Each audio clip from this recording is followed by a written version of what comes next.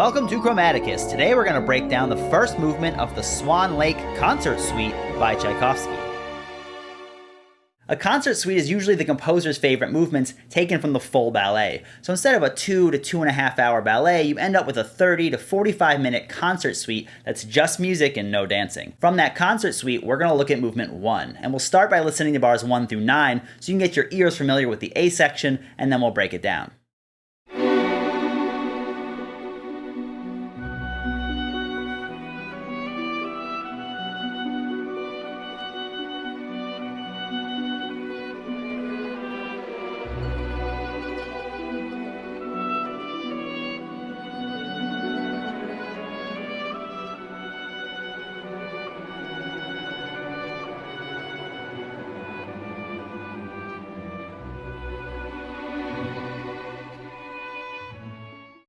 As always, we're in score in C. That just makes it easier for us to read while we're analyzing the music. And moderato dictates the moderate tempo. The piece starts out with a B minor chord in the upper strings. The 3 slashes above the note head or through the stem just means an unmeasured tremolo, which means that the players are bowing back and forth really quickly. And the SF is subito forte, which means suddenly loud, and that is followed by a decrescendo down to a piano or soft dynamic. So you have this nice loud forceful chord that gets very quiet very quickly. The cello and the bass are playing the bass note in octaves. This is very common. They're playing pizzicato, which is a plucking technique. So instead of bowing, you pluck the strings, and it gives it a very nice percussive sound that decays very quickly. Notice how sparse the bass notes are in the beginning. So instead of having that heavy, low-down harmonic energy the whole time, it gives it a lot of nice breathing room. It also gives him room to build, as you'll see when we get to the next section, as he adds in more rhythmic activity in the bass. Also, in measure 7, the cellos start to become more rhythmically active, still playing along with the harmony and the upper strings, but also they're playing arco, so he's now bowing instead of plucking. At the end, it rejoins the bass in the pizzicato again. So there's some nice variation in the cello part here. The harp arpeggios also outline the harmony. What's interesting about the harp part is that it's all these 8th note triplets in the beginning. That's what the number 3 over each 3-note grouping means. What this essentially does is it gives the harp more of a 12-8 feel, even though we're in 4/4. The melody has these straight 8th notes, and underneath it, the harmony in the harp has these 8th note triplets. So you have sort of this rhythmic rub up against each other. It's pretty cool. After 4 bars of that, he switches to 1 bar of these 32nd notes. It's still an arpeggio outlining the chord changes. It's just a different rhythm.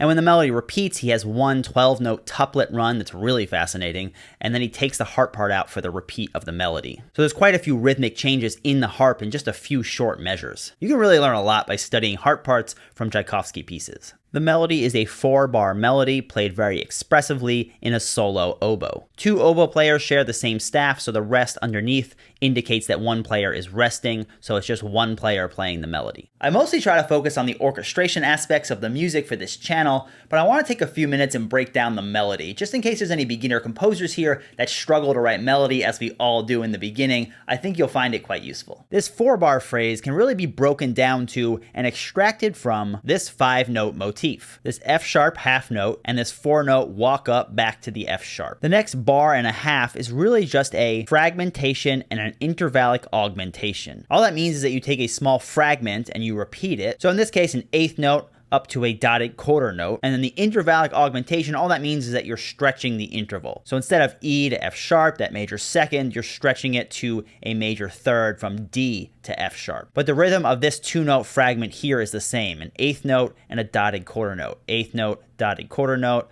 8th note, dotted quarter note. So you have a little repetition of that fragment. And the last time, instead of just repeating it, he sequences it down to B, which is a sequence down a minor third. So instead of D up a third to F sharp, you have B up a minor third to D. Now instead of keeping that rhythm of the dotted quarter note, he diminishes the rhythm down to an 8th note because this is the start of this next little phrase right here. This is what's called an imitation. Imitation can be anything from a strict rule-based repetition, such as a canon or a sequence, to a very loose imitation of an idea, such as repeating the exact rhythmic structure of a motif in a different voice while using different notes or changing the intervals. In this case, it's the last type. It's a simple rhythmic imitation of this idea here, 4 slurred together 8th notes. Instead of ascending, it's descending. Instead of going up in seconds, it's going down in thirds. So it's a very loose imitation. It's really just imitating that rhythmic idea. And the last note, he makes a large leap in the opposite direction before landing on a B and resolving to that B minor chord. Now, before it gets to this last measure here, this is just a repeat of the melody. There's this little phrase right here before that repeat of the melody. This is a retrograde of a fragment of the first motif. If you were to put a mirror right here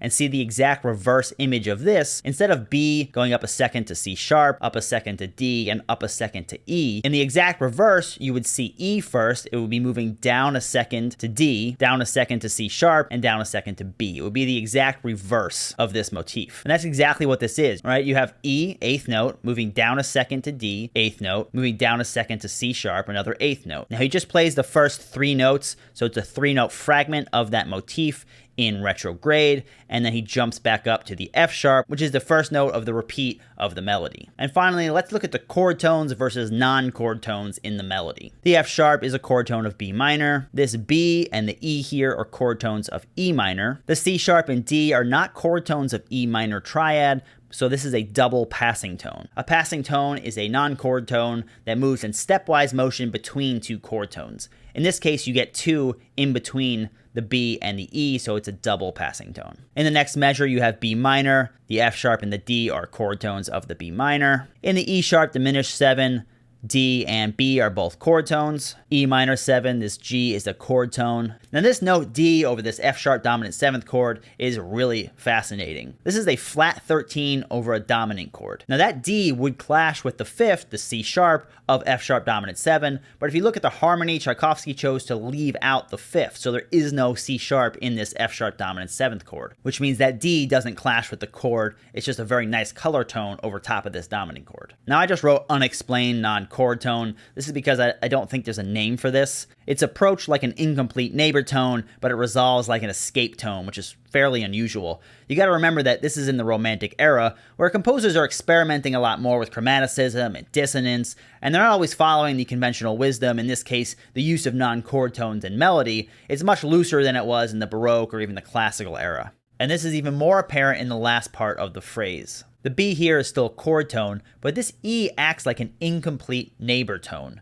It moves as expected down a step to D, which would have been a chord tone of B minor, but the harmony changes. And neither D nor C sharp are chord tones of E minor. So there's 3 non-chord tones in a row, which is fairly unusual. None of these non-chord tones clash with the harmony though, so that's important to remember. This E could easily be an extension on a B minor. It would be an 11th on a minor chord, which is a nice sound. This D could be a chord tone if it was an E minor 7, so that works just fine over E minor. And even the C sharp is still a whole step above the chord tone B of the E minor chord. So all of these non-chord tones work pretty nicely over those chords. It's just unusual to have 3 non-chord tones in a row, especially when it doesn't even resolve by step in the end. It leaps again up to that F sharp. Now let's look at the actual harmony. It's pretty straightforward in the beginning. You have a B minor 1 chord, E minor 4 chord, F sharp dominant 7 is the 5 chord, going back to a B minor chord. There are a few chords that are really interesting though. The first one is this E sharp diminished 7, moving down to E minor. All that is a chromatically descending diminished chord, which resolves by chromatic voice leading and common tones. There's also a B minor 7th chord that doesn't have a third, but the third is picked up in the harp arpeggio. Kind of a really interesting variation there. The harmony in bar 7 here might look a little bit odd, but really what he's doing is just sort of a walk up in B melodic minor. It's very common for composers to go kind of back and forth between different variations of minor, like natural minor, harmonic minor, and melodic minor. And in melodic minor, the 6th and the 7th chord are both minor 7 flat 5 chords. That's really all he's doing right here with these sort of contrapuntal lines. He has one line moving upwards, the bass line moving downwards, and the line in the middle is sort of harmonizing in thirds with that line. And then he has one static note in the middle. But if you look at the harmony, it's just really just a 6th chord, a 7th chord, and then back to a 1 chord in B melodic minor. So in measure 9 going into measure 10, he has this sort of pickup note that goes into the B section melody. Measure 10 is the start of the B section. Let's take a listen to measures 10 through 18.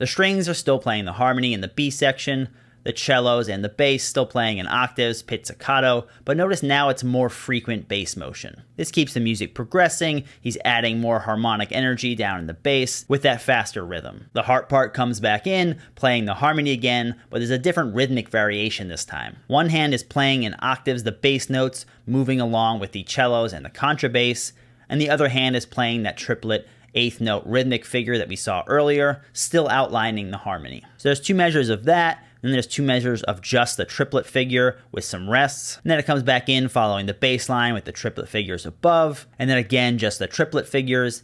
And then he ends on another tuplet, but this time instead of a 12-note tuplet, it's a 9-note tuplet. So there is a lot of nice rhythmic variation in the harp parts. Much more exciting than if you just wrote a static harp part that just repeated the same rhythm throughout. He's constantly changing these rhythmic ideas. The melody is still being played by solo oboe. It's still a 4-bar melody, which then repeats. And at the end, there's one bar that has this repetitive melodic tag here, which sort of builds tension by increasing the anticipation. Now let's look at the harmony because it's a little bit strange. So the first measure starts with an A triad. The bass moves down to G, so it becomes an A7 over G. This was pretty common in Baroque and like early classical music, where you would have a triad first, and then the 7th chord would come about through melodic motion. What's strange though is that it resolves to an F sharp minor chord.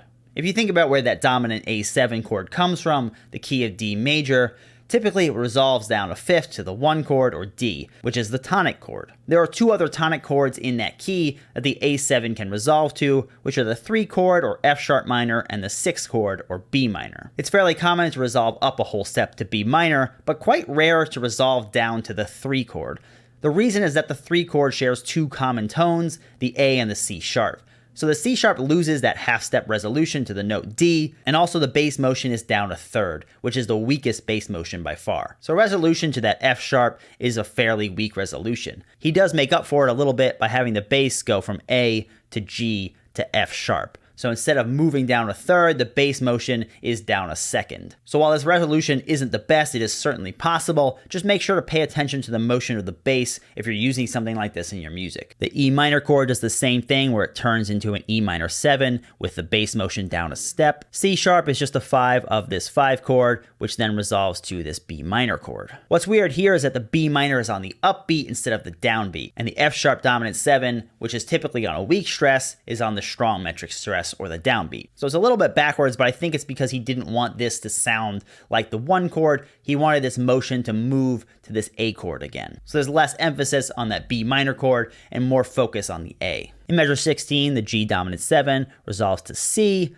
which then turns into a C dominant 7. Nothing unexpected there, but then the C dominant 7 moves up a half step to C sharp dominant 7. In the Romantic era is where composers really started to play around with chromaticisms. That's what he's doing there. He's just chromatically moving that chord. And the C sharp dominant 7 moves down a fifth as expected to the F sharp dominant 7, which is the 5 chord of B minor. And in the next section is the repeat of the A section, which is in B minor. So this F sharp dominant 7 takes us to the 1 chord in the next section. Measure 19 is a repeat of the A section melody. He keeps it really fresh and exciting sounding for the ears by changing 3 key aspects of the music. The first thing he changes is the register. He moves it down 1 octave. Every register sort of presents their own sonic qualities. The second thing he changes is the tone color. He went from solo oboe to 4 French horns in unison. And the third thing he changes is he amps up the harmony a bit. He adds some timpani tremolos underneath, he adds some punchy brass chords, and some nice woodwind chords in the background.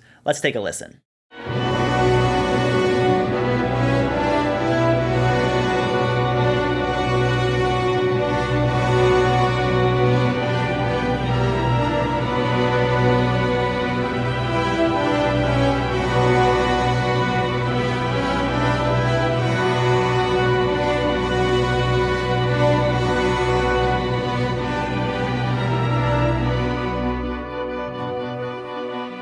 This time we have 4 French horns playing the melody, which is a very powerful sound. So this needs a much larger accompaniment so that the harmony doesn't get washed out. The harmony is still in the string section, but this time he's added the timpani, the rest of the brass section, as well as the woodwind section. The contrabass, instead of playing a bass line like before, is just holding a pedal tone throughout the whole time. So the entire harmony in this section is over a B pedal tone. The cellos rest at first, and then they join in the rest of the string sections playing the upper harmony. And the rest of the string section continues to play just as they did before. The timpani plays a B pedal tone an octave above the contrabass, and it's also playing a tremolo, so it's this nice low-end rumbling sound throughout. The rest of the brass section is also playing the harmony, but their rhythm is different. Instead of playing half and whole notes along with the strings and keeping that sound going throughout the whole measure, they're just sort of playing accents on the downbeats. This creates a lot of nice breathing room with the rests in the middle. The tuba is playing that same B pedal tone, just an octave above the contrabass, and the bass trombone along with the 2 tenor trombones are playing the upper triad. The woodwinds in measure 19 when they first join in are a little bit odd. The bassoons play in octaves and an enclosure around the clarinet notes. An enclosure helps the different tone colors of woodwinds to blend with each other. One oboe is playing along with the harmony while the other one is taking a much needed rest after playing that melody for so long. And the 2 flutes fill in the upper chord tones of the triad. Measure 20 and on is a much more typical of a woodwind harmony in this context. He has the bassoons and 1 clarinet completing the triad, and the other clarinet and the other 2 oboes completing the triad again in the next octave, with the flutes sort of capping off that top end of the triad. So each instrument is working to play the triad, and each instrument is playing in its comfortable register. The woodwinds in this section are also mostly playing along with the strings in unison. In the last measure on this page, measure 26, there is a significant change in texture for the B section melody. On the first beat of that measure, the whole string section is sort of dovetailed with the woodwind section here. That creates a much smoother transition than if they all stopped on this last note of the measure. The cellos and the double bass, after a rest, go back to playing pizzicato in octaves for the bass notes. The harp joins in the background harmony with those arpeggiated figures again. The harmony and the woodwinds are these sort of pulsating 8th note triplet chords. Very Tchaikovsky-esque. This pickup note here going into the next measure are the violins 1, 2, and the violas playing the melody in octaves. And just to look at the harmony real quick, it's simplified from the first time. We have a 1 chord, the 4 chord. Remember, everything is over that B pedal tone, so the 4 chord is over B. We have this implied F sharp dominant 7th chord in this measure here, which is pretty odd. It's just like the tritone of the dominant chord. That's really all you need for the dominant effect, but it is kind of strange that it's just the tritone without the rest of the chord tones, which makes this G7 sort of a tritone substitution, moving to the F sharp 7. And other than that, it's pretty much just 1 chord and 4 chord over that B pedal tone. Measure 27 is a repeat of the B section melody. Remember, he went from solo oboe to now violins 1, 2, and violas in 2 different octaves. So he's changed the tone color, and he's also added an additional register. We also have these nice pulsating, fluttering woodwind chords in the background. Let's take a listen.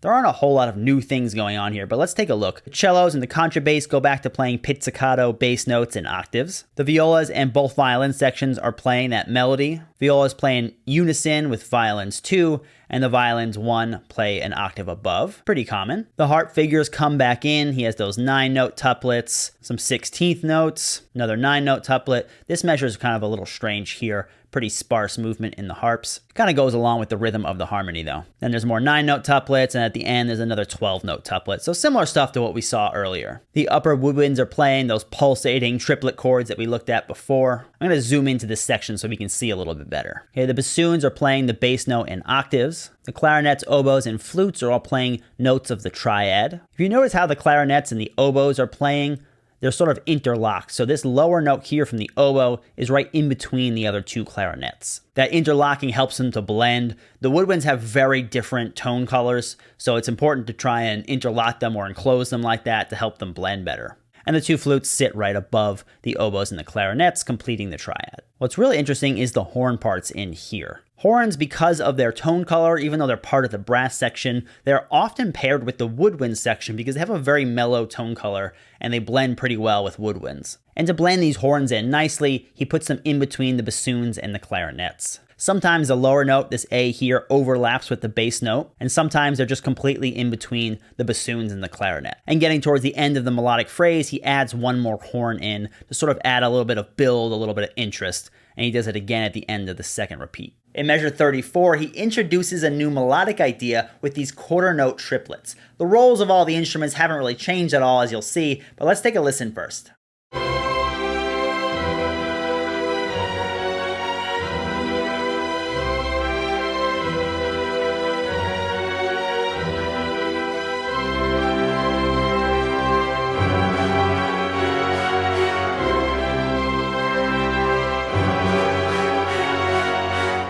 The upper strings are still playing the melody in octaves. After 4 measures of that, he sort of embellishes that rhythmic idea of the triplets. The little slash through the stem of the notes means to actually play 2 notes for every one. So instead of quarter note triplets here, he's actually playing 2 eighth notes for every note that you see. Rhythmically, it's much more active. When you have a repetitive idea like this, and you take a small fragment of it and embellish it the way that he does, and then you double the rhythm, so the string players are playing twice as fast now, it really helps to build the anticipation and the tension as you're growing into something bigger, which in this case is the climax. In measures 34 through 37, the cello and the bass still play the bass note in octaves as they were before, and then they switch to bowing here. This makes a more consistent low end here, which just kind of fills out the low end a little bit more. The harp has some occasional 9-note tuplets here, just outlining the harmony, and in measure 40, there's just one nice big harp chord. When the rhythm changes here to be a little bit more aggressive, the timpani hits start coming in on every other measure. These rests in the timpani are very important, so as not to fatigue the ear, because coming up in the next section in measures 45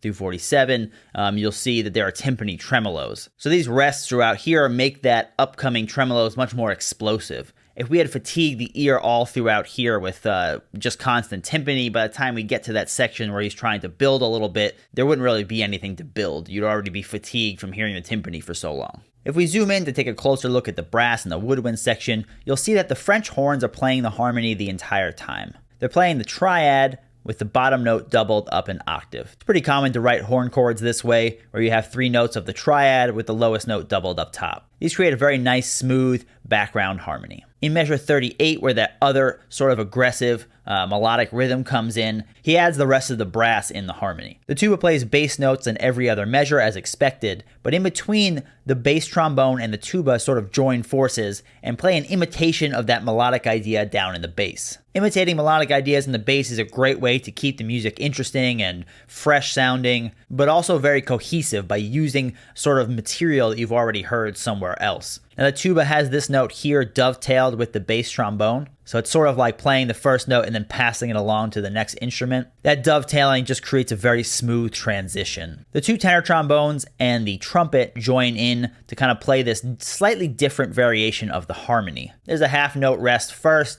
and then the chords join in for a measure and a half. Now in a forte dynamic, these are so loud in the trumpet especially, as well as the trombones, that they really stick out really up front. They don't really blend in with the background harmony, so they almost sound sort of like a counter melody. There's a little bit of kind of gray area between harmony and counter melody here. And everybody's in their sort of respective registers. The trombones down below, they're actually wedged in between these 2 horns here for a nice smooth blend in between. And then the trumpets are up top. Also notice that the horns have these nice big open chords here, and they sort of shrink down into unison textures for a measure, and then they open back up and shrink down. He allows the harmonic accompaniment to sort of breathe a little bit, the way he shrinks and expands the textures and uses some rests. It makes the harmony much more musical and lifelike, instead of just very static block chords. The bassoons, the bass instrument of the woodwind section, are playing along with the cellos and the contrabass, and they break that roll a few times here and here to join in the tuba, and the bass trombone for that little triplet rhythmic figure. It's important to remember that you don't always have to keep the same roll for an instrument throughout an entire, 4 or 8 bar phrase or whatever the phrase length is. You can have them weave in and out of different rolls at different times. Now the clarinets and the oboes are also just playing chord tones of the triads. He has them overlapping, so this top note of the clarinet is the same as the bottom note of the oboe. This helps the different tone colors of the instruments to blend really well. And then when the melody gets more rhythmically aggressive in this section, he sort of tones down the rhythm of the woodwinds to just whole notes. That way, as the melody becomes more rhythmic, these background instruments can sort of relax rhythmically. And the flute's playing the chord tones up top. Notice also again, top note of the oboe, bottom note of the flute, overlapping to create a nice blend. And in measure 38, the flutes join in the strings with that melodic idea. Notice there's no slashes through the stems, and there's these dotted half notes here, so they're playing the same melodic notes as the strings, but the rhythm is different. These are less rhythmically active than the strings with these long-held tones. Having different instruments play the same melody, but in slightly different variations of the rhythm, they kind of complement each other in an interesting manner. If we flip to the next page, you'll see that this idea continues through measures 42, 43, and 44. And nothing really changes until you get to measure 45 with this F-sharp dominant 7th chord. Other than the chord changing, most of the instruments stay pretty much exactly in the same rolls. There are a few subtle differences when we get to this kind of big chord leading up to the climax.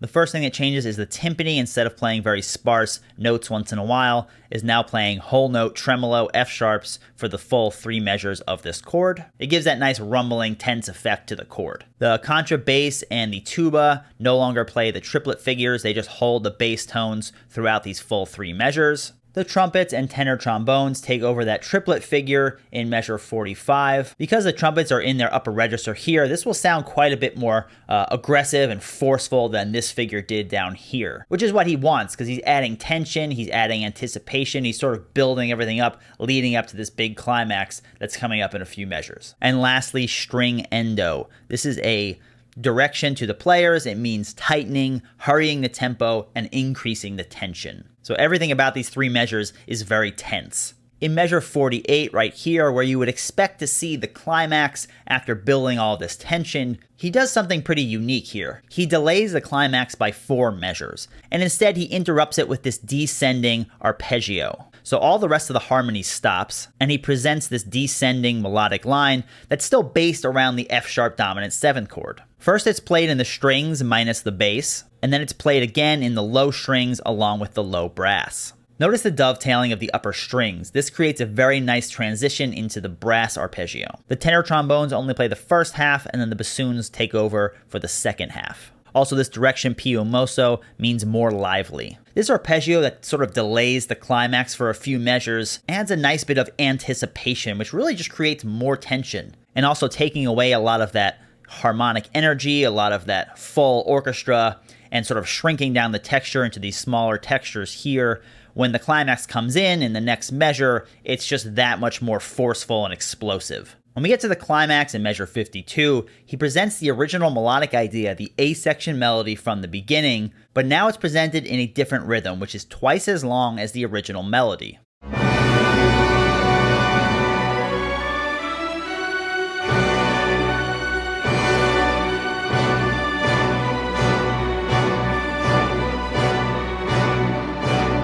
So if you look at the original melody, all the half notes are now whole notes, the eighth notes are now quarter notes, and so on. This large orchestral statement of the melody, along with the doubling of the melodic rhythm, which effectively slows the tempo down of the melody, combines to make a very powerful, exciting climax. During the first measure, in that first melody note, the melodic statement is in all of the strings minus the bass, along with the clarinet in octaves and the 2 flutes up top. The harmony played by the contrabass, the timpani, the entire brass section, the bassoons, and the oboe. They're all in their pretty common roles. The contrabass plays the root note down below. The timpani plays the root note with a tremolo articulation. Tuba and the bass trombone play along with the contrabass, the root note. Trombones and the trumpets both play in octaves, the root and the third of the chord, and the horns all take the fifth of the chord. This is pretty typical. The horns, once you get to forte, dynamic, or louder, you have to double them to keep up with the trumpets because the trumpets are so loud. So for every one trumpet, you need 2 horns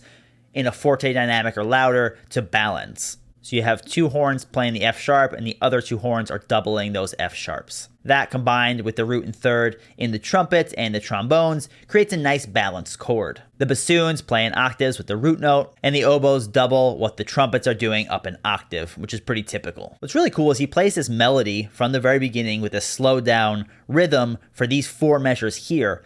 And then he switches to this kind of downward arpeggiated idea that we saw with the F sharp dominant chord, except now it's the B minor chord. So for the climax, he doesn't actually play the entire melody, he just plays these first 4 measures. And since the rhythm is doubled to twice as slow as it was the first time, these 4 measures are actually just the first 2 measures of the A section melody. And then he switches to that melodically descending line, which repeats twice. This is quite a nice variation for this climactic statement. Instead of just playing the melody, once or twice through the form, as we did the first and the second times. Variation in this melodic idea is what makes it so exciting for the listener. Notice also after this initial chord here, there's a measure and a half of rest. So it's just the melodic idea throughout that section. And then the harmony comes back in, but it's an interesting rhythm. He has these half notes for 2 measures, and then these quarter notes for the rest of the duration. So the harmony has this nice lively, punchy feel to it. And this is also just one gigantic B minor chord. So the harmony is different than the first time, the melodic idea varies, the rhythm of the harmony is changed. So there's quite a bit of different variation for this climactic statement. The descending line centered around the B minor chord brings us down to a much smaller statement in measure 60.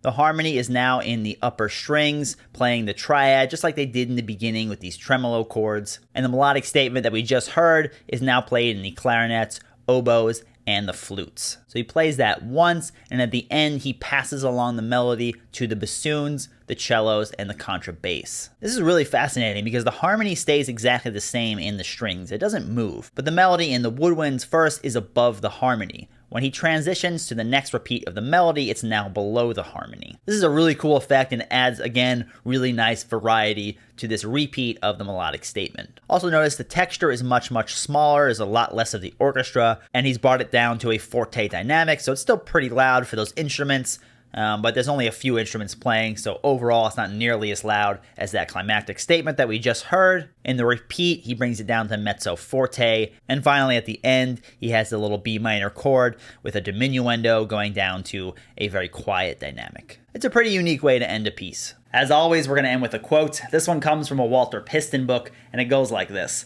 "A word of warning is sounded against a too pedantic and literal approach to the analysis. One seeks an answer to the question why certain procedures are followed, but orchestration being an art and not a science, one must ever be prepared to find no good reason. Some questions are never answered. Imperfections may exist even in the works of the masters, and these are worth discovering, but it must not be forgotten that the unaccountable stroke of genius is also a reality."